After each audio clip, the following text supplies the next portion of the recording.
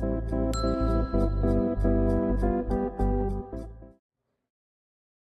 can start.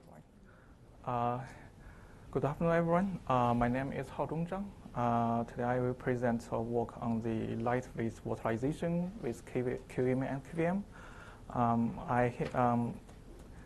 I present on behalf of Chao, who cannot make his travel here.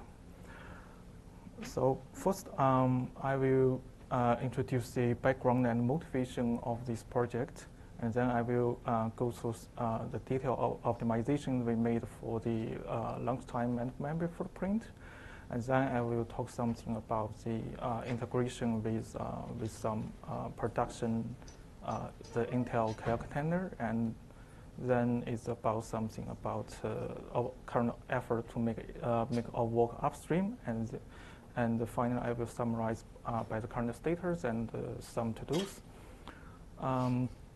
First is that container on Linux nowadays are very popular, and it actually replaced the traditional virtualization in lots of areas. Because compared to the traditional virtualization, the container can start much faster, can consume less memory, so it can with container you can get much higher density than the traditional virtualization, and in addition, some container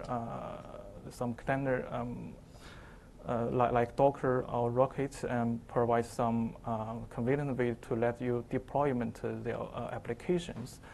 But however, the container currently has one problem, is that it currently relies on the software isolation to isolate each container instance from each other. So it can be considered as less security as the traditional virtualization, which use the hardware virtualization technologies to do the hardware isolation.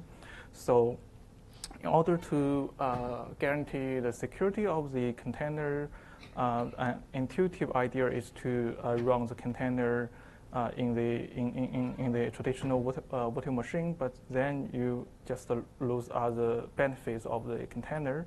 So we propose the lightweight virtualization that is we may make some optimization to the current hypervisor software stack to make it much lighter for the container like applications, and that is our project QEMU Lite. It's targeted for the container-like user scenarios, and currently is specifically optimized for the launch time and the memory footprint. For the launch time, we currently can reduce the long time of one virtual machine from more than 1 second to just 335 milliseconds, and also it's currently the QEMU Lite is currently integrated with Intel Cloud Container, so it can use the Docker-like engine in the Intel Cloud Container to deploy to get convenient deployment. So that is the background, and then I will go through some optimization we made. First is about the optimization on the VM launch time. The baseline of this work is that we measure the VM launch time on the unmodified QEMU 2.6. The VM we use has 6 voltage CPUs, 1 GB memory, and the gas kernel is loaded while the QEMU option dash kernel and the root file system is put on a virtual I/O block device, and we do not assign any network to it. And the baseline is that, and the launch time is measured from the very beginning of the start of the QEMU to the end, to the moment that the guest user space finish all initializations, and the baseline time is that it's 1276 milliseconds. The first optimization we do is that we try to we try some optimization that does not need to modify QEMU and the guest kernel. The first one is that we try to disable some QEMU features and some devices emulated by QEMU as a compile time. And by this optimization, we can reduce the QEMU boot time by 11 milliseconds. And also, we customize the guest kernel boot parameters to use some to let the guest kernel use some method that has a lower latency and allows the guest kernel to not enumerate some devices. By this optimization, the guest boot time can be reduced by 18%. And then we try to make some general optimization on the QEMU. By general optimization, I mean those optimizations can also apply on other VM usage scenario not limited to the container-like applications. The first one is that we found that during the QEMU initialization, it will call this KVM LCTL to get the information of the CPU ID for thousands of times, and well only the first call really gets some valuable information, and all the following calls just gets exactly the same results. So we think that why couldn't we just catch the first call and let and replace the following call and let the following call to just read the cached value. So we made a patch to do this, and by this by this patch, we can reduce the QEMU boot time significantly from more than 200 milliseconds to just 90 milliseconds. And the second optimization we made is try to parallelize the vCPU initialization. Currently in QEMU, all the vCPU are initialized one by one, and we just try to make the initialization in parallel. And currently, this optimization is still it's not very stable because the QEMU, at least for the vCPU initialization code, is not. It was not implemented. When it was implemented, it didn't consider much for the concurrency. But in some uncrushed benchmark, we have observed the QEMU boot time. We have observed the reduction of the QEMU boot time by almost 50%. And then we made some specific optimizations for the container usage. For most container applications, we actually do not need so much devices and features. So we just made a new machine type called PC Lite, which only provides a very minimal set of devices that is just enough to boot the guest Linux and launch the container applications.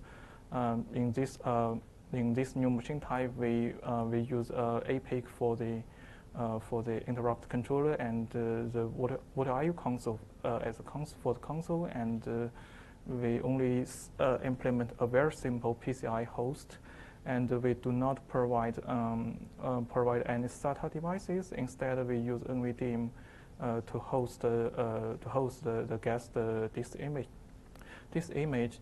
By this optimization, the guest software does not need to enumerate and set up so many devices. So we can reduce the guest boot time significantly. And there are also some other optimizations. One is that we use VMware devices to host our guest disk drive. The reason that we use NVDIMM is that we want to use the DX feature. That is, the DX is a so-called direct access technology. With DX, the guest can avoid quite a lot page caches in the block layer. So that the I/O latency in the guest can be reduced, and this can be and the benefit can be seen from the reduction of the guest boot time. And the most aggressive optimization we made is that we completely remove the guest firmware, which including the guest BIOS and the guest option ROM, that is Linux boot. The reason that we do that is that we found the guest firmware just consume too much time. It's almost 50% of the total launch time. So we think we just consider why can we remove it.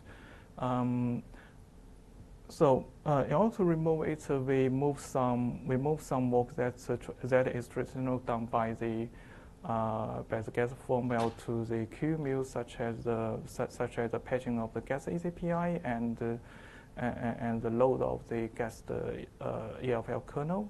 And with these optimizations, we can totally remove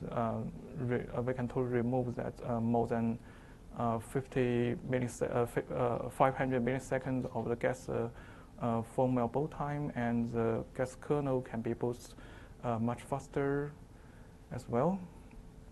So by all these optimizations, we finally reduce the total VM launch time by 74%. And if you are interested in the benefit from each optimization, you can see them on this diagram. So this is our current optimization of the VM launch time. Also, and the next part of the optimization we are still doing is about the memory footprint. Currently, we haven't done much about that. So the result is not as impressive as a reduction on the VM launch time. Currently, our QEMU Lite consume only 80% of the vanilla QEMU. But it's still much larger than the KVM2, which is another lightweight device emulator. Our long-term goal is to reduce the memory footprint of QEMU to the same level as KVM2, so that we can get higher density of the virtual machines. And here is some optimization we have done, and we are doing, and we are going to do. The first one is KSM. This is the most obvious one that can be used to reduce the memory footprint of multiple virtual machines, especially when those virtual machines use the same kernel and similar user space applications. And the second one is that in QEMU Lite, we removed lots of unnecessary devices, and so memory consumption consumed by QEMU itself is also reduced. And one optimization we are currently doing is that we found that some ROM in QEMU is actually shared between host and guest, but I mean for those ROM the QEMU hosts a copy on the QEMU side, but the guest also has another copy on the guest side. So we, for example, currently in QEMU Lite, we use the dash kernel option to load the guest kernel, and the QEMU will create a ROM for that for that kernel. So we think, and for the guest, it may modify that kernel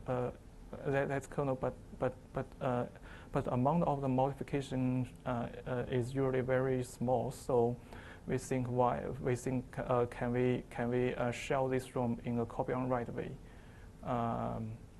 so that we can reduce the duplicate host and guest copies of those ROMs. And another one, and there are two optimizations we are still investigating. One is about the dirty memory bitmap. We found that dirty memory bitmap is used only at the moment of the migration. So we are thinking, could we default the creation of the memory of the dirty memory bitmap to the moment of the migration, so that we can save quite a lot of memory. And another one is VM fork or VM clone. Recently, there is a patch there is patch series in the QEMU mailing list from Hyper is about this VM fork or VM clone. In VM fork and VM clone, usually you first start a so-called template virtual machine, and then you fork or clone that template virtual machine into multiple virtual machines, and all these virtual machines shell their guest memory in the copy on write way. So for the container-like usage scenarios, I think this VM fork or VM clone can save quite a lot of memories. And once during we do this all this optimization on memory footprint, we found there is no convenient tools for us to profile or trace the memory consumption of each component of QEMU and guest. So we are currently thinking for such kind of tools, and we hope the community can provide some suggestion on this. And then is about the integration with Intel Cloud Container. Currently, QEMU Lite is integrated in the version 2 Intel Cloud Container, which that is replaced the KVM 2 used in the V1. And the benefit from the integration is that we can use the Docker or Rocket compatible interface implemented in the Intel Container, so we can deploy the applications in a similar way to the container. And so we think it can provide a better user experience. And then I will talk about our efforts to make our work to upstream. We have sent out RFC patch series 1 or 2 months ago, and in that patch series there are several problems. One is that all optimizations in that patch series are all going to the new machine type PC Lite, because at that time we think that by putting all of them in the new PC Lite, we can introduce less pollution to other machine types like Q35, and it's also easier for us to make optimizations. But definitely it will introduce extra cost for the maintenance. So alternatively, we as suggested by in the mailing list and some offline discussion that we considering why we considering to optimize apply all optimizations to Q35 so that our work can be made more widely useful. And the way to do this is that we are adding some command line options to QEMU to disable features and devices if you want to use Q35 with in the container like usage scenarios. And another problem is that in that patch series we completely remove the gather firmware.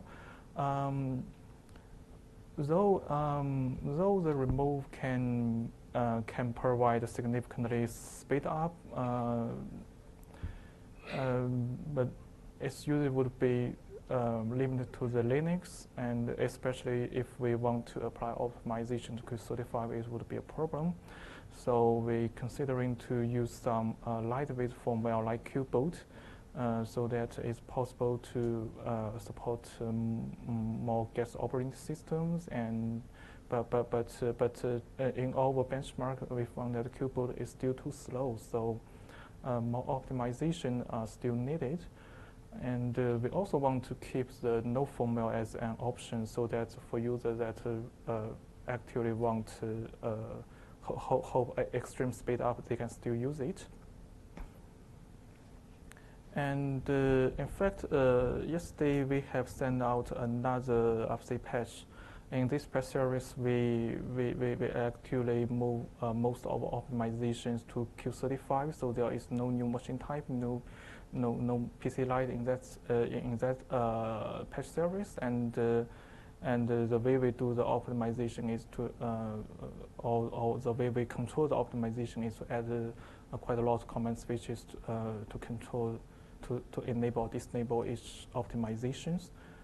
And so the current status of our work is that we have sent out the two of the patch series to the QEMU mailing list, and we also have a GitHub repository for the first version of the RFC patch series. And in that GitHub repository, we also provide some tools and scripts to teach you how to set up the QEMU Lite and to play with it.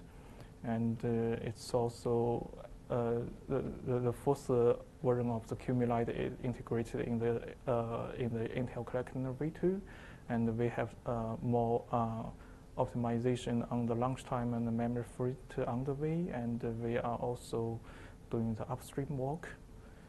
So that is all. Any questions?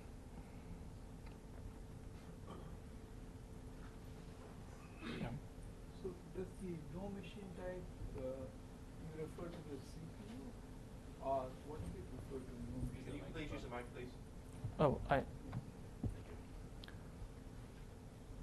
The question is no machine type. Does it refer to the CPU type? No, or what is by machine type I mean, for example, the type of the motherboard. Currently, the QEMU there are two. QEMU provides two machine type. One is Q35, and another is I440, I think. And the machine type has very little to do with the CPU, I think. Okay. So, but does that not, for live migration, it doesn't help us? Currently, currently we encounter some problem when we do the live migration. We are still fix those things. Okay. But at the very beginning, we just At the very beginning, we just want to optimize the launch time and the memory footprint, and all other functionalities will be in the future. Okay, thank you. I saw that you were using KSM, and I was wondering if you had any data about how much host memory you save when you run multiple instances. It really depends on how many virtual machines you start and how similar those workloads, how similar of guest workloads. Currently, I have we have done some benchmark, but it's not very stable for the result. I mean, the reduction from KSM is not very stable. So we are thinking other optimizations on the memory footprint. Such as VM fork or VM clone, which is done possibly by the QEMUs, and the result should be much stable. Thanks. Hi. First of all, I wanted to say it's really cool that some of the optimizations you are doing are not just helping lightweight VMs, but also traditional VMs. You're making everything faster, so that's really nice. One thing I wanted to mention is that last summer, some folks at Red Hat were also looking at the optimizing the launch time. And so we played with QBoot, and we played with cBIOS. And actually the conclusion we came to is that even QBoot versus cBIOS, if you optimize cBIOS, it's not worth having a separate firmware that you have to maintain. So we think it's probably possible to make cBIOS fast enough, just as fast as QBoot, if not faster. And the maintainer, Kevin O'Connor, I think, he was also very willing to work with people on this, and he even posted on the cBIOS mailing list threads, he even posted shell scripts or config options that will tweak cBIOS and make it faster. So I think it would be great to work with him again and see what we can do. If you look back on your slides where you showed the big graph with all the different timelines where you had those different chunks, so on that graph, that big green thing, I think if you use QEMU.git upstream today, that should be gone. Because since then, the firmware config DMA interface was introduced, which removed that really slow PIO access that the Linux boot ROM was doing. Yeah. We also have, when we do our benchmark, we also try to use the FWCFG DMA interface, and yes, it can reduce quite a lot of I/O latency, but we found that it's still, it still takes much longer time than the no firmware scenario. So yeah, definitely we can make more optimization on cBIOS or any kind of firmware to accelerate it. Yeah. That's great. Thanks. Yeah. Have you done much optimization on the Linux kernel itself? I mean, you mentioned you set a few kernel parameters, but it seems to me that there's scope for adding more kernel parameters to Linux to optimize the guest kernel boot. Yeah, because we add quite a lot boot parameters. I mean use the existing kernel boot parameters to let the kernel not enumerate some device which is not provided by QEMU Lite, and we also use some like this RCU parameter to reduce the latency introduced by RCU. Yeah. But I mean, have you considered adding more parameters to the Linux kernel to turn off even more stuff that's not possible today? Yeah, definitely. Yeah, definitely. We can add more parameters to avoid some the initialization or the detection of some devices to reduce the boot time further. Yeah. Second unrelated question. Containers, as they're deployed today, are often deployed inside KVM instances. So if you want to replace existing container usage with QEMU-based containers, you're going to need nested virtualization. Have you done any investigation or work around that? You mean we can disable nested when we use QEMU or and KVM for the container, right? Currently, we haven't done that, but that is a good point.